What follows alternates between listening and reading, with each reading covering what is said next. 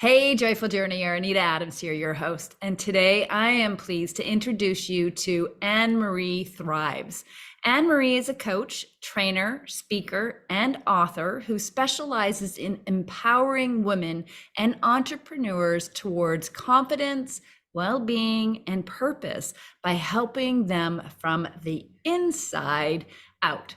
She says, bringing understanding of who we were created to be deep within brings courage and strength to accomplish our purpose. I love this. And this is what we're going to be talking about today, how to understand who we were created to be. But first, welcome, Anne Marie. Thank you for being here today.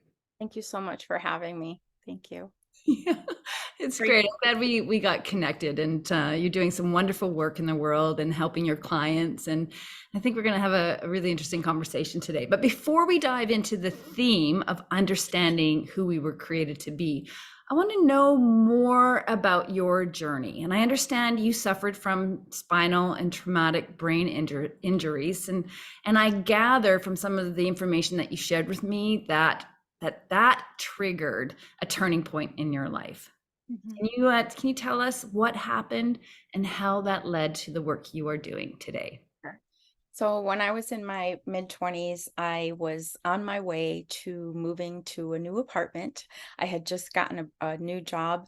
I had been there for a few months. I was like a temp, but it was related to my degree, which was administrative and management. And so I was so excited to be able to, pack up my car and move. And while I was moving, one of the wheels I had borrowed my dad's big car, so I wouldn't have to, because I had a little sports car. So, you can't fit much in the trunk of that. So I took his car to just have fewer trips, and I guess the wheel fell off while I was traveling, and I lost control of the car, and eventually, it took me back and forth and eventually up a tree and, Wow. hit the tree, rolled over, the whole thing. So I woke up and they took me in an ambulance to the hospital, and that's when, they did some tests and found that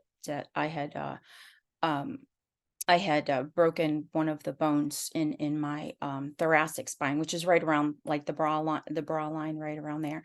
And blessing though, because it was a clean break straight across like this, and the bone went in this way, but it was an eighth of an inch from severing the spine. And so, um, it was interesting to say the least. And so that just kind of started a whole there was also traumatic brain injury with that. So just learning how to, I was paralyzed for quite some time, but just learning how to, walk again, the mental commands that we don't even think about, when we walk, when we talk, when we move our feet, move our toes, those are just common responses to, hey, I want to walk across the room, and your body just does that.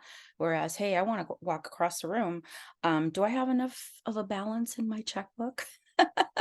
Based on the deposits that I've made, am I going to be overdrawn halfway through? And so that's how kind of my life became for quite some time, um, until I retrained myself to do the basic things that I used to take for granted. Wow. Um, yeah, and there were a lot of years of, I call them migraine years, where I would have like really bad migraines and just be out for the count for a while. So it's been a long journey, but a blessed one as well, because I just learned new ways to handle life, Mm. which actually ended up being better than I was before. Being more cognizant of having to, if you can just move your finger or do whatever, which is great, and you don't think about it, it's one thing, and that's great. But when you have to think about it, a whole level of transcendence, if you want Mm. to call it that, Mhm. comes in, because now you have to be present, you have to be there, you have to tell yourself, I got to do this. What's the best way to do this? If I walk this way, it's going to require less energy as opposed to me walking that way. And, while I'm at it, can I carry something with me that's not too heavy so I don't have to walk back? So it just kind of became this, Mm, mental journey of, how could we best, I don't want to say tackle, but how can we best get through this situation? mm, What's the best way for me to do that? And that was just became a daily thing, you know? right. It sounds like being having to be learn to be very intentional with everything. Exactly. Yeah. Exactly.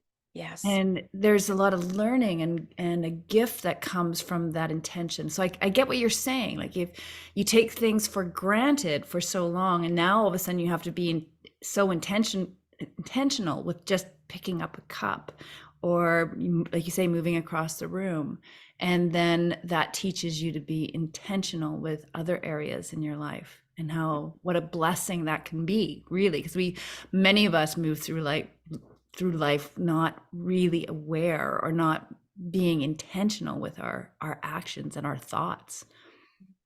That's Yeah. And interesting. there's also a sense of I started assessing things, measuring them in a way, not in an analytical way, but a lot of times we'll do something, we won't think about it, and then later on we'll be like, I wish I hadn't done that. But intentionally having to think about, literally, can I make it across the room? If I pee now, am I going to be able to take a shower later because I have to walk back to the bathroom? That kind of thinking Yeah. just kind of led me to, um, I mean, not a life of perfection, because nothing is ever going to be perfect. And I just want to say that up front. No amount of measuring things out and numbering things is going to make things perfect.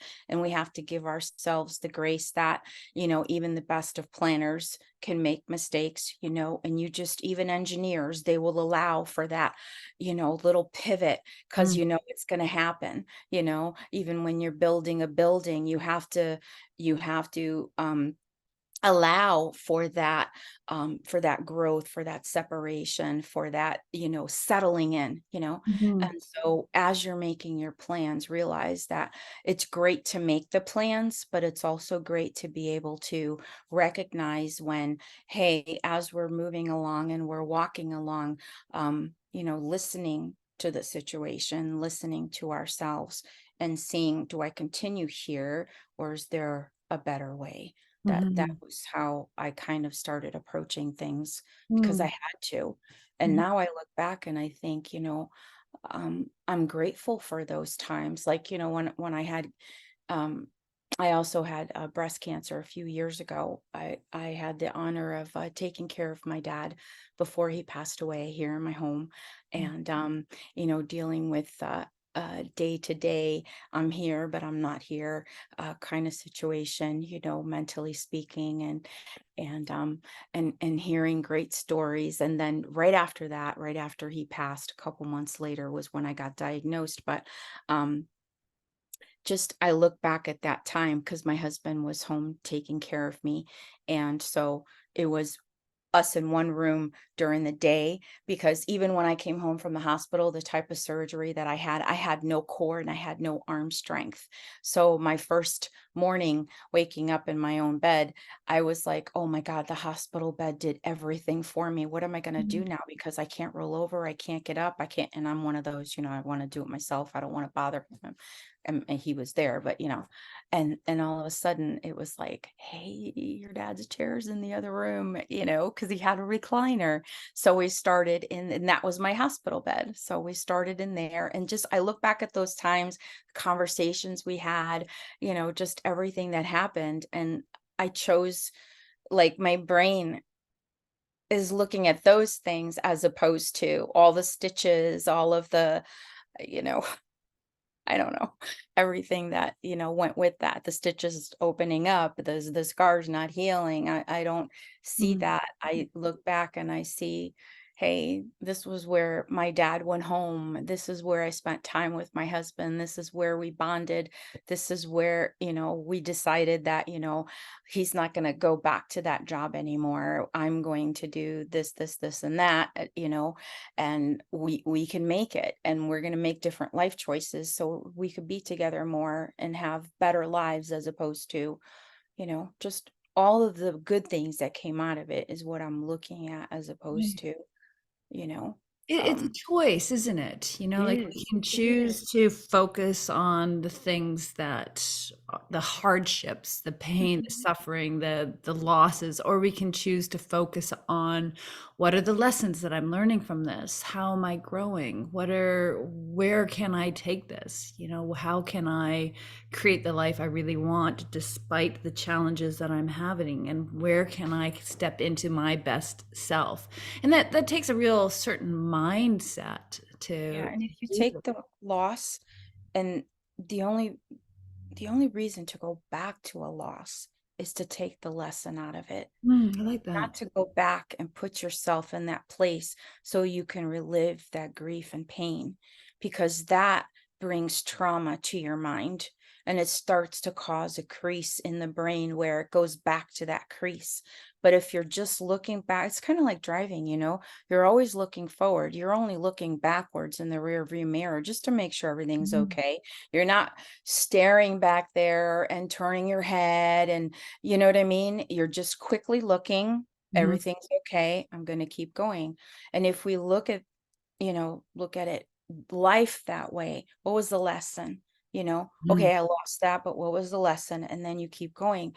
Then you don't keep reliving the grief. Right. You- I like that analogy of, you look in the rear view mirror just to check out what's going on back there, and then back to your focus, looking forward where you're going. And I wrote Because down, what happens? You crash. yeah, otherwise you crash. Back That's there too right. long, right? Yeah, that's behind you. It's not going to serve you.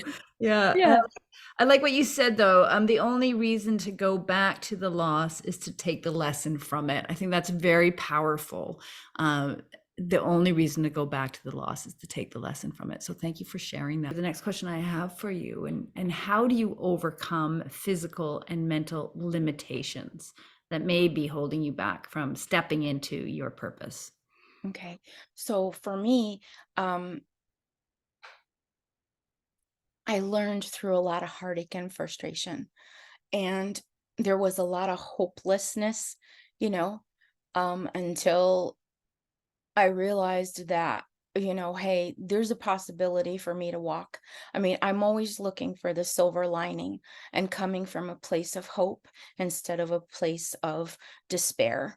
Because when we come from a place of hope, our body is open to receive, our mind is open to receive, our body is open to receive. And so, um, say you get some bad information and you come from a place of hopelessness. Right away your mind kind of opens up, and it starts, okay, I see the situation. I know there's a way for me to solve it. I know that there's a way, that can get help on this, and so now your mind starts searching for that help, as opposed to, woe is me. I can't believe this is happening to me. I can't believe it's happening to me again. And your whole body just goes into this mode. And when you do that, see how like my hands are closed, everything's here. I can't receive anything if my fists are closed, if my mind is closed and my body's shut down. And Mhm. so coming from a place of hope, even in the most hopeless situation, and I've been in a lot of them. So I hope you don't judge me if I take it lightly, like grief. We lost 17 people in 18 months, you know. Quite a few of them were key people in my life. So when I heard that so and so had cancer, or so and so had this, or so and so had that, instead of jumping into the grave with them, it's an Italian thing from long ago, you stay up here, and you try to continue in the best way that you can. No judgment, because grief is like a fingerprint. No two fingerprints are the same. People process differently. But processing and moving forward, even if it's just the tiniest step, like, hey, I got up this morning and I took a shower. Mhm. Sometimes it's hard for people, but recognizing those little tiny wins and continuing to keep going, even if it's, sometimes I felt like a robot. But until I got myself to the point where I can do this now every day, I can get up and I can take a shower because I did it yesterday. I'm going to do it again today. So, practicing those habits that are going to bring you peace, that are going to bring you hope, and that are going to bring you strength is something that I did on a daily basis. That's how I got myself out, is learning not to curse things as soon as they happen, like, "Oh my god," you know? There's 2 different ways to say that. It's that way or, "Oh my god, please help me," because then the peace comes, the answer comes. Right, There's an opportunity to receive when you're in that mode as right. opposed to and again, no judgment. I lived a lot of fearful years to where I just really thought that, God and the universe were against me because, I mean, it wasn't just one car accident, there was multiples, a few just as I felt like I was starting to come out of one, another one would happen. Like I think the second one happened 10 years later and then 5 years after that. Just got over one just now in January, brand new car, sitting in traffic. Somebody hit me from behind 55 miles an hour while I'm at 0. So I can sit here and I could be like, "Oh my God, not again," and just go from there. Or I could say, "What's my next best step?" Mm, And that's something that we can all do in life because when you come from that, oh, it just there's something that happens to us physically and mentally that keep us from the answer longer than we need to be. right. Well, first, let me express my deepest condolences for the loss that you've experienced Thank in you. your life. That's never easy, and to have so many people that you care about pass, and in a short period of time, that's hard. And I feel that. I feel the how that sits on the heart, and then being able to carry on and keep going forward and being somebody that wants to make a difference in the lives of others. So thank you for being that person, for being the light and sharing your story and wanting to provide messages of hope and resilience and love. I think you're talking about that place of expansion, that heart that is open to receive, and that is a place of love, right? That's a place of being in love, Mhm. for what is and for who you are. And even in the state of like being angry at God, the universe, like, why is this happening again? You may have those moments, and then you step back and you say, what is mine to learn here? And you allow the messages to come in. Do you have a personal practice that helps you open your heart to receive? Um, I have several things that I do. My first is getting quiet. Hmm. It's just getting quiet. Maybe getting myself a cup of tea and just sitting and being quiet and letting what's happening just really let it sit with me so Hmm. that I can process it. And keeping my mouth shut because I find that when I ramble, especially when it first happens, Yeah. which is one of the things that I talk about in my I have a book coming out. Um is one of the most important things because our words are very important. That's how the universe was created. And so, whatever words come out, they could be words of blessing or words of cursing, Mhm. and everything else follows. And so, not damning the situation, but just letting it, okay. Who else has experienced this that can help me? Where there's an answer for everything, there really truly is, and coming like you said from that place of love. And did I handle each person's passing the same way? No, I didn't. When my brother passed towards the end of 2020, I handled that way differently than I handled other things. And so you know, that grace again of Mhm. stepping back, looking at the situation, what things can I handle and what things can't I handle? Because there's some things that we can do when something happens. Um, and there's Mm. next best steps instead of just steps, you know. Um, for me, that was another way to handle things is just kind of looking around, assessing the situation, who's affected, how can I help, you know. Yeah, I just want to pause for a second and reflect on a couple things that you've said because I think they're really powerful.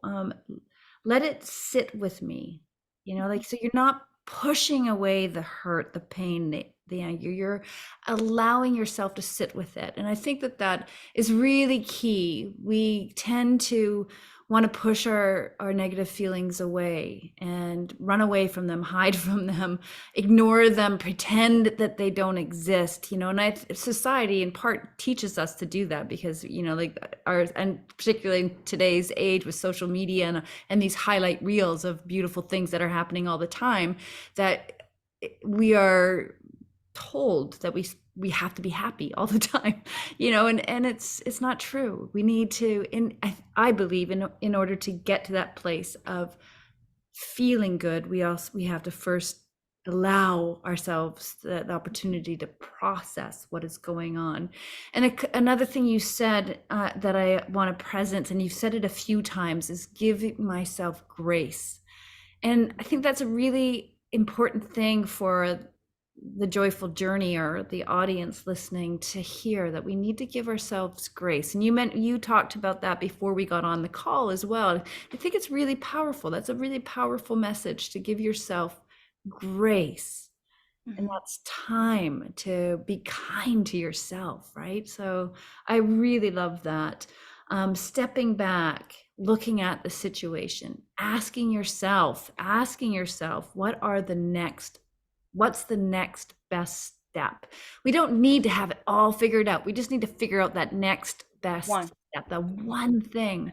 And that's giving ourselves grace. It's not having what we were talking about earlier, that map all figured out. It's the Mhm. one step. All I need to do is take that one step today. And that And might that's be getting out of bed, like you said, Yeah, right? yeah, that's how the habits, I call it habit stacking, other people do, but for me, for instance, like COVID, my husband and I rocked COVID. We went to bed at 10 o'clock at night, because 10 to 6 circadian rhythm, all of these things, get up, work out, take a shower, take off your dirty pajamas, put on your clean ones. And so I just kind of, I've heard this thing called, just go pee.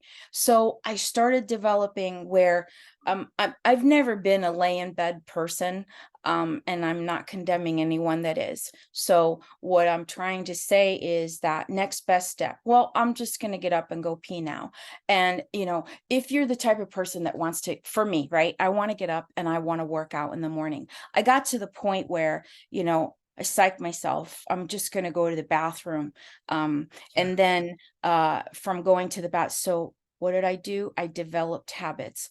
I got up, I told myself, I'm just going to go to the bathroom, to the point where all of my workout stuff is now ready. It's in my workout room. My headphones are there. My water's there. Everything that I could possibly, I'm eliminating the excuses. I don't have the right clothes. My headphones are uncharged. I got no water.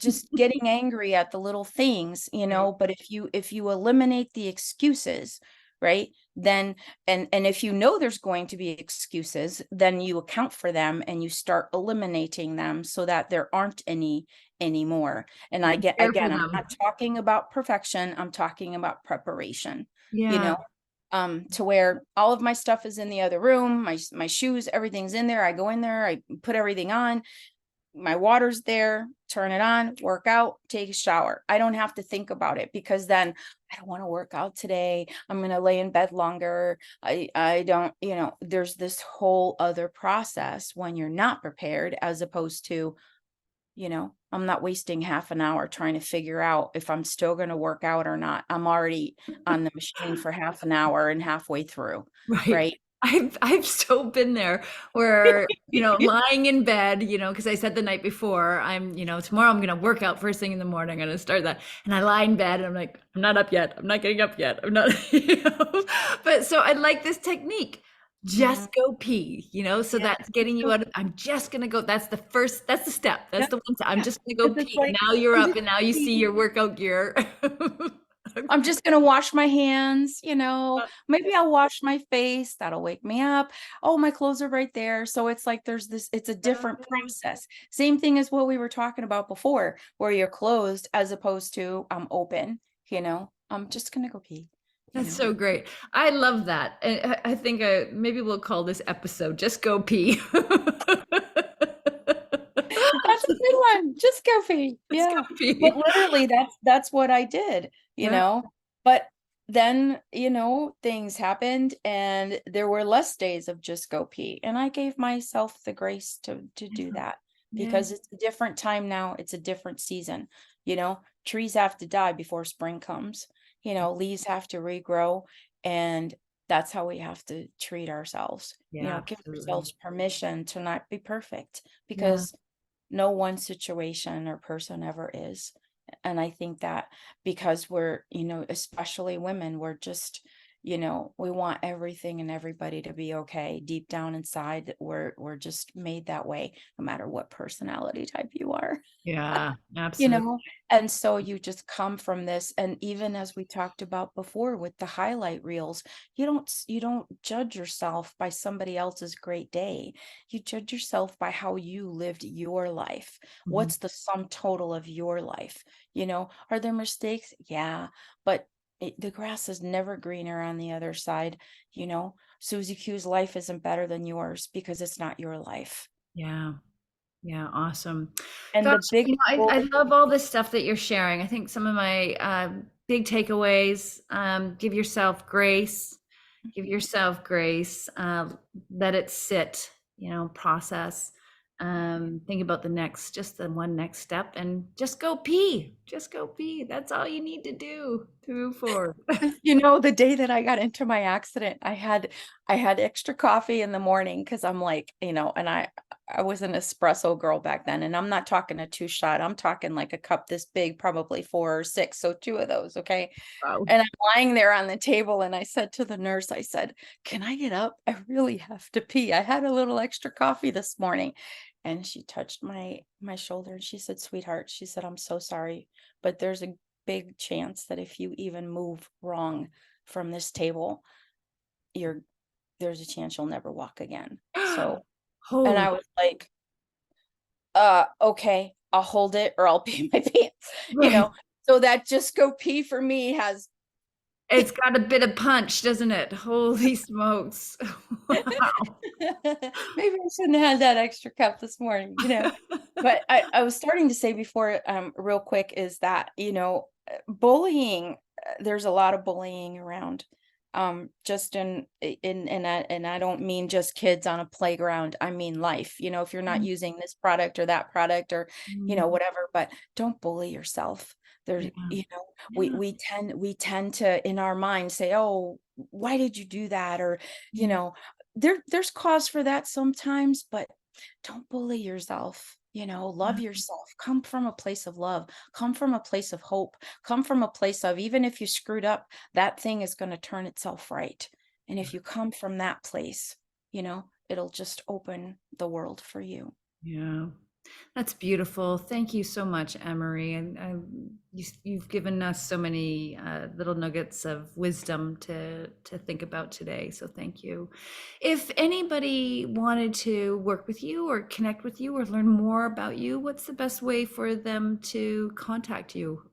My website, wethriveatlife.com, WETHRIVEATLIFE. And I came up with that on the year of my surgery that was coming up. October, as you know, is Breast Cancer Awareness Month, and the word survivor was annoying me to no end. And finally, I just sat there, like I said before, I'm with my little cup of tea, and I'm like, God, why is this annoying me so much? And I don't like to keep stuff in Mm, because that's not good either. mm, You got to let things go.